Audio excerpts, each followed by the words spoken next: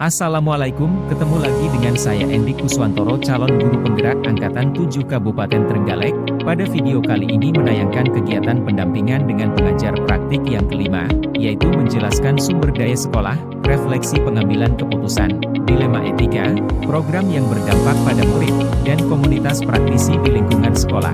Selamat menyaksikan, semoga bermanfaat. Wassalamualaikum. Assalamualaikum Pak Endi, selamat pagi. Alhamdulillah ketemu lagi ya Pak Endi pada pagi hari ini dalam kegiatan pendampingan individu yang kelima kita, dan tidak terasa kita sebentar lagi sudah akan selesai dari program ini ya Pak Endi ya. Di sini saya akan menyampaikan kaitannya dengan fokus pada kegiatan pendampingan yang kelima ini Pak Endi, yaitu penjenengan kaitannya dengan penerapan aksi nyata 2.3 ya Pak Endi ya. Kemudian di sini lebih kepada nanti rancangan program Pak Endi yang berdampak pada murid itu seperti apa. Kemudian nanti saya akan menggali informasi kaitannya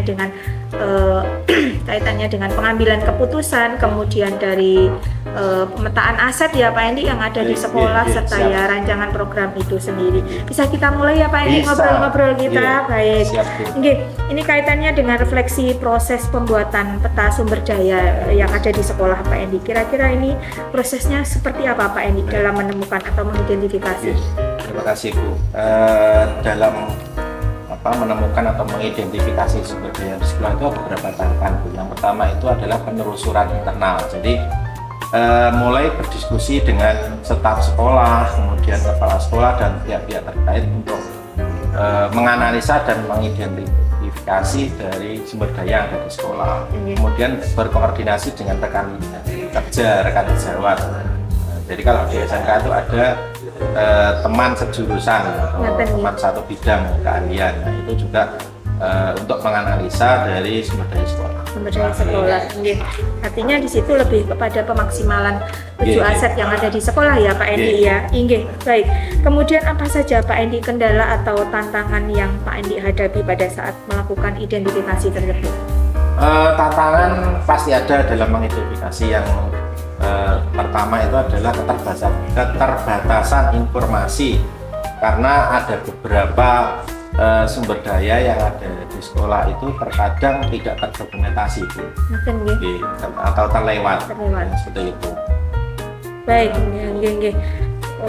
artinya di sini lebih apa ya Pak Endi, dari segi guru harus lebih disiplin lagi ya Pak, agar itu tadi semuanya bisa terdokumentasi dengan baik. Kira-kira ini perasaan Pak Endi ketika berhasil dalam mengidentifikasi sumber daya sekolah bagaimana Pak Endi?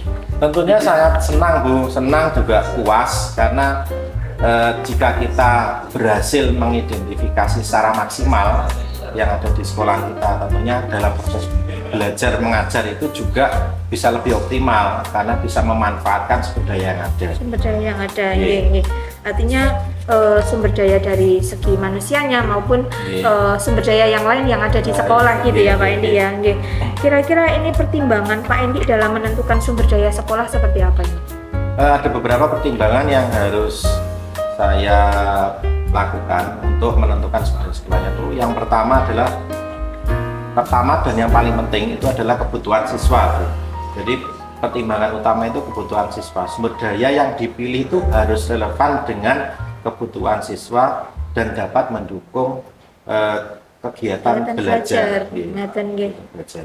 Dan yang kedua adalah kualitas dan keandalan. Jadi dalam menentukan sumber daya, kualitas dan keandalan itu sangat penting. Jadi jangan sampai nanti itu alat atau bahan itu tidak sesuai apa yang dibutuhkan dengan siswa.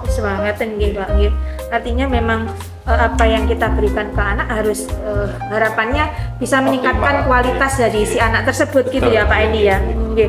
Nah, ini kira-kira adakah hal lain yang belum Pak Endi temukan dalam proses ini kira-kira? Dalam proses ini yang mungkin yang belum saya temukan itu adalah berkolaborasi dengan DUDI Bu, dengan dunia usaha. Artinya karena memang di SMK ini harus menghasilkan produk yang sesuai dengan standar dari dunia usaha, dunia industri, kita juga harus bisa mengidentifikasi studi yang yang sesuai dengan anak, studi yang sesuai dengan kebutuhan kita. Misalkan kita di jurusan desain komunikasi visual atau multimedia, itu studi apa yang cocok dengan jurusan yang tersebut. Disesuaikan ya Pak Edi. Disesuaikan, nah itu yang masih belum kita ini sebenarnya. Baik. Baik Pak Endi, ini tadi artinya harus ada kerjasama yang terbentuk gitu ya Pak, dari studi tersebut ya, dan harapannya harus sesuai dengan jurusan gitu ya Pak. Sesuai dengan jurusan. Kemudian dari refleksi proses pengambilan keputusan Pak Endi, kira-kira ini dari pemetaan Pak Endi yang sudah penjenengan lakukan ini, kira-kira hal apa yang mempengaruhi proses pengambilan keputusan? Dalam pengambilan keputusan itu yang mempengaruhi yang dilakukan itu adalah kesadaran akan kebutuhan murid. Jadi itu yang paling utama. Melalui pemetaan sumber daya yang ada di sekolah, kita dapat lebih memahami kebutuhan dan tantangan yang dihadapi. Jadi dalam mempengaruhi pengambilan keputusan itu harus memprioritaskan sumber daya yang dapat memberikan manfaat langsung kepada anak. Artinya ini sebagai langkah awal harus terpetakan dengan baik ya Pak Andi ya. Oh, inggih. Kemudian kira-kira ini yang menurut Pak Andi masih perlu dikembangkan atau perlu dievaluasi kaitannya dengan pengambilan keputusan ini Pak Andi? Yang perlu dikembangkan dan perlu dievaluasi itu adalah keterlibatan siswa, Bu. Jadi meskipun penting untuk melibatkan siswa dalam proses pengambilan keputusan, tingkat keterlibatan siswa itu dapat terus ditingkatkan. Jadi karena kita itu kan tujuannya adalah ingin memberikan pelayanan yang optimal kepada murid. Jadi harusnya siswa juga harus mempunyai keterlibatan aktif di situ. Artinya sama-sama ya Pak, dari itu semuanya ngaten nggih, dari segi guru juga begitu memberikan pelayanan yang optimal, kemudian harapannya anak pun juga begitu memberikan umpan balik yang sama gitu ya Pak. Nah, kira-kira yang menurut Pak Endi ini yang mendukung keberhasilan dari keputusan yang diambil siapa aja Pak Endi? Dalam mendukung keputusan yang diambil itu kita harus mempertimbangkan beberapa hal. Yang pertama itu adalah data dan informasi yang akurat. Artinya keputusan yang baik itu berdasarkan pada data dan informasi yang akurat dan dapat dipercaya. Jangan sampai kita mengambil keputusan itu hanya perkiraan saja. Tidak boleh, harus benar-benar data real ya Pak ya. Data real dari pihak yang kedua itu adalah keterlibatan pada pihak yang terkait. Jadi sebenarnya itu yang mengalami permasalahan itu apa sih, pihak mana sih yang terlibat. Dari situ kita harus benar-benar akurat datanya akurat, kemudian pihak yang terkait juga ini ada, kemudian itu juga berpengaruh dalam keberhasilan pengambilan keputusan. Hingga Pak Endi, artinya harus melakukan penelusuran dengan baik ya Pak Endi ya. Yang terakhir itu adalah komunikasi yang efektif. Pada saat kita memberikan pengambilan keputusan itu harus bisa memberikan komunikasi yang tepat, jangan sampai multitafsir. Nanti kalau misalkan multitafsir nanti bisa repot ya Pak ya. Betul. Artinya harus jelas, betul. Komunikasinya harus jelas, harus tepat. Betul. Kemudian Pak Endi, kira-kira ini yang menjadi, adakah pengalaman yang sudah Pak Endi rasakan ini kaitannya dengan pencerminan dilema etika Pak Endi yang ada di sekolah, bisa dari segi murid, bisa dari segi rekan sejawat. Jadi ini saya menceritakan ke siswa saya, Bu. Itu siswa saya itu tinggalnya di pegunungan, kemudian dia itu menimba ilmu pendidikan juga di pondok. Jadi selain pendidikan formal, dia juga pendidikan di pondok. Sebetulnya anak ini sejak kelas 10 itu anaknya rajin, Bu. Anaknya rajin dan baik-baik saja. Nah, permasalahan ini terjadi pada saat kelas 11. Kelas 11 itu anaknya sering tidak masuk, sering alfa, sering bolos, seperti itu. Nah, kita juga sudah melakukan tindakan, artinya pemanggilan siswa, pemanggilan orang tua, itu pun hanya berefek sesaat saja. Nah, setelah itu dia tetap mengulangi perbuatan yang sama. Nah, menurut aturan sekolah itu dia harus menerima untuk dikembalikan ke orang tua. Jadi aturan seperti itu. Nah, kemudian itu juga sudah sepengetahuan dari warga kesiswaan tuh. Iya. Kesiswaan bahwa anak itu juga harus dikembalikan orang tua karena tindakannya yang seperti itu. Tapi memang saya karena memang sebagai guru ya tidak bisa langsung serta-merta seperti itu. Saya kalau bisa memang anak ini sebenarnya kan anak yang baik tuh. Nah, kita melakukan pendekatan terlebih dahulu ke anaknya. Sebenarnya permasalahan apa sih yang dihadapinya kok bisa seperti itu? Nah, ternyata anak itu mulai permasalahan tidak berjenjang seksual dan terus tadinya itu akhirnya anaknya depresi dan akhirnya dia sering nggak masuk.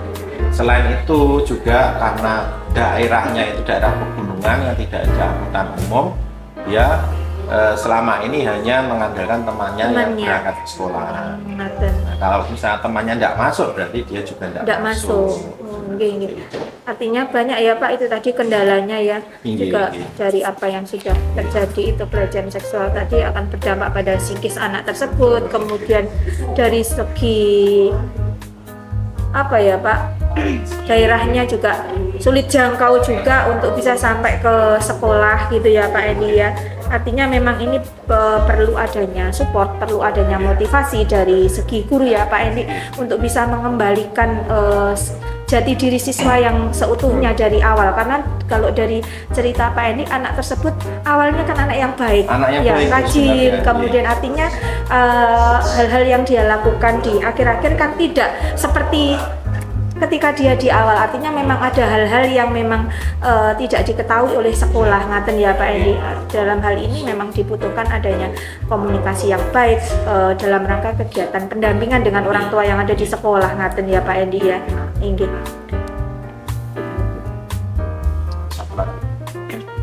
Nah ini sekarang Pak Endi kira-kira kalau menurut Pak Endi, apakah proses pengambilan keputusan yang penjenengan lakukan sampai sejauh ini sudahkah berdasarkan modul 3.1 yang sudah kita pelajari itu Pak Endi? Baik, jadi gini Bu, setelah saya mempelajari modul 3.1 kemudian saya analisa berdasarkan studi kasus yang saya hadapi itu ternyata sudah sesuai itu. Jadi pengambilan keputusan itu memang berdasarkan teori-teori yang sudah ada 9 langkah pengambilan dan pengujian dari keputusan. Kemudian pengujian benar dan salah, uji legal, uji regularitas, kemudian intuisi, publikasi dan fakta. Seperti itu. Alhamdulillah, artinya apa yang sudah Pak Endi lakukan sudah berdasarkan teori, kemudian penjenengan terapkan gitu ya Pak Endi ya pada saat proses pengambilan keputusan ini tadi. Sangat baik sekali Pak Endi. Dalam proses pengambilan keputusan ini tadi. Kemudian adakah hal yang menurut Pak Endi masih perlu dikembangkan atau perlu dievaluasi dari proses ini Pak Endi? Baik, yang perlu dikembangkan dalam pengambilan keputusan itu tadi adalah partisipasi siswa Bu.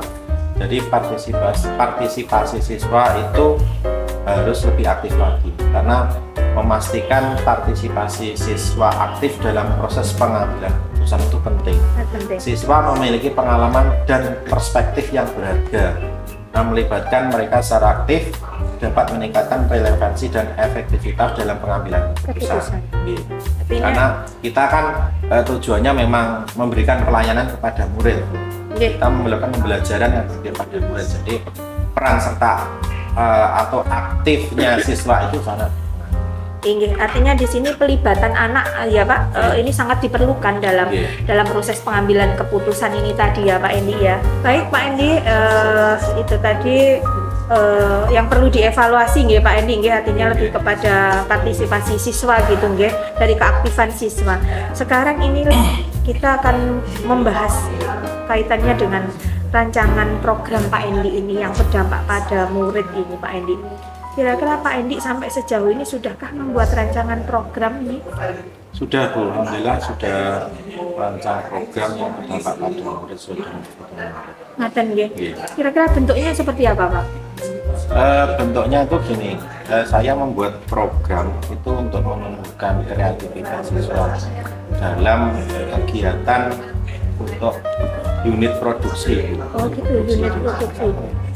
Jadi seperti yang jenengan tadi di ruang jurusan itu kita ada beberapa produk di situ, seperti kaos, cetak muk, membuat ganci, dan lain-lain.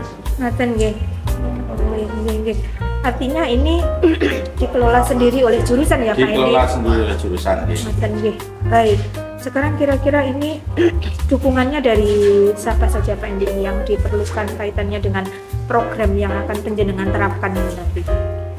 Dukungan yang pasti dari instansi ya, dari kepala sekolah dalam hal ini. Jadi, karena untuk belanja bahan itu kita memang kesulitan modal.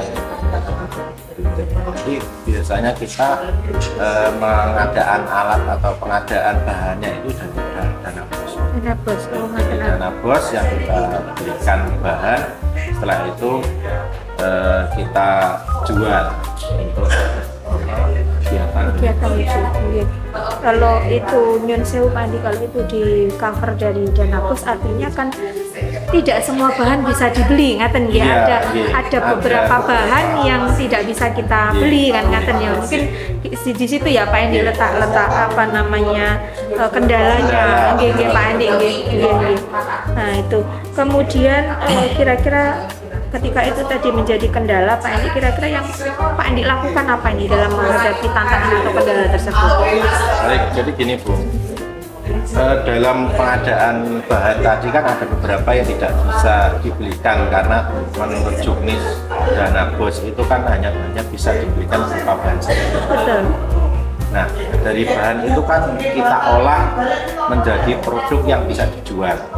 Nah, dari produk yang bisa dijual ini kan ada nilai nominal dari situ. Nah, nilai nominal itu yang terakumulasi yang kita bisa belanjakan untuk memenuhi kebutuhan yang tidak bisa dibelanjakan. Ngaten ya Pak ya. Jadi diputar dulu, baru nanti hasilnya itu bisa hasil penjualan tadi untuk bisa mencukupi yang tidak bisa di cover dari dana bos. Baik sekali Pak Endi. Nah, sekarang kita ngobrol-ngobrol kaitannya dengan Pak Andi, perkembangan komunitas praktisi ini sebetulnya sudah kita pelajari ya Pak Andi dulu pada saat kegiatan Lokakarya kedua kalau tidak salah ya Pak Andi ya. Nah, kira-kira ini Pak Andi ini sudah merintis komunitas praktisi di lingkungan sekolah? Sudah ya? Nah, kira-kira perannya apa Pak Andi ini terhadap proses belajar ini, komunitas yang sudah Pak Andi rintis ini? Peran dalam komunitas, peran kita dalam komunitas belajar itu banyak Bu. Yang pertama itu adalah kita bisa berkolaborasi dan bertukar pengetahuan. Misalkan dalam contoh kecil saja, komunitas belajar yang ada di jurusan kami di DKV, itu pasti nanti kita akan berdiskusi mengenai perkembangan hasil belajar anak, kemudian keterampilan apa yang harus dikembangkan. Selain itu juga kita bisa saling dukung dan memotivasi satu dan yang lain. Adanya motivasi, support, kemudian kita kerjasama dan kolaborasi itu yang sangat diperlukan dalam dalam merintis komunitas praktisi. Kemudian kira-kira perubahan apa Pak Endi? Perubahan yang menyenangkan apa saja yang Pak Endi alami dari rekan komunitas praktisi yang ada di sekolah Pak Endi ini? Perubahan yang menyenangkan itu pasti ada Bu dari rekan komunitas praktisi. Itu yang pertama itu perubahannya adalah pengetahuan dan keterampilan, karena kita sering berkolaborasi kemudian mendiskusikan permasalahan, itu pasti ada peningkatan pengetahuan dan keterampilan kita. Dan dukungan emosional, misalkan ada beberapa kendala menangani anak, itu kita juga saling mendukung. Saling menguatkan. Artinya dengan terbentuknya komunitas praktisi ini akan sangat-sangat berdampak ya Pak Endi ya terhadap rekan sejawat gitu ya.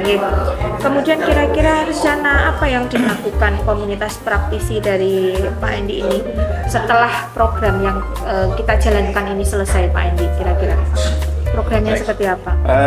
Setelah program selesai itu ada beberapa langkah ya yang harus kita terapkan atau yang harus kita capai. Yang pertama adalah evaluasi dan refleksi. Jadi setelah kegiatan selesai kita harus evaluasi seperti apa yang kita laksanakan tuh, apa sudah berhasil atau belum, misalkan ada kendala apa yang harus kita lakukan, rencana tindak lanjutnya bagaimana. Kemudian pelatihan dan pengembangan diri. Jadi untuk meningkatkan pengetahuan dan keterampilan itu apa yang harus kita latih, yang harus kita tumbuhkan lagi. Seperti itu ya Pak Endi ya. Ketika kita memiliki program atau apa ya Pak Endi, pasti terlebih awal itu direncanakan dengan baik. Harapannya nanti dalam pelaksanaannya baik, kemudian di akhir kita perlu melakukan kegiatan refleksi dan evaluasi, monitoring sampai bahkan pada kegiatan rencana tindak lanjut dan pengembangan diri ya Pak Endi ya. Baik, kemudian kira-kira dukungan yang Pak Endi perlukan untuk komunitas praktisi ini agar terus bisa dikembangkan seperti apa Pak Endi? Nggih. Pasti dukungan kepemimpinan Bu, dalam hal ini kepala sekolah nih. Jadi perlu mendukung dan mendorong partisipasi aktif anggota pengurus praktisi, dapat memberikan apresiasi, pengakuan atas upaya dan kontribusi yang sudah dilakukan. Jadi itu sangat penting. Sangat penting, luar biasa sekali. Tapi saya rasa memang kalau di lembaga Pak Endi di SMK Negeri 1 ini sudah luar biasa sekali kalau di sini, artinya karena memang dari segi SDM, sumber daya manusianya juga nyuwun sewu, guru-guru yang terpilih, kemudian dari segi sarana dan prasarana insya Allah semua sudah terpenuhi dengan baik gitu ya Pak ya, artinya satu sama lain ini saling mendukung. Terima kasih Pak Endi, alhamdulillah saya mendapatkan banyak sekali informasi dari apa yang sudah Pak Endi sampaikan pada kegiatan kita pagi hari ini. Saya hanya bisa berharap semoga apa yang menjadi program Pak Endi, apa yang menjadi perencanaan Pak Endi senantiasa ini dimudahkan, kemudian dilancarkan, dan dalam pengimplementasiannya di sekolah ini juga semoga bisa berjalan seperti apa yang kita harapkan. Mungkin itu ya Pak Endi, lain kali nanti kita akan ngobrol lagi di kesempatan yang lain. Semoga Pak Endi senantiasa sehat untuk bisa melakukan semua aktivitas serta tagihan-tagihan yang ada di LMS ini. Baik Pak Endi, mungkin itu saja saya akhiri dari kegiatan pendampingan 5 pada pagi hari ini. Terima kasih ya Pak Endi. Assalamualaikum. Salam.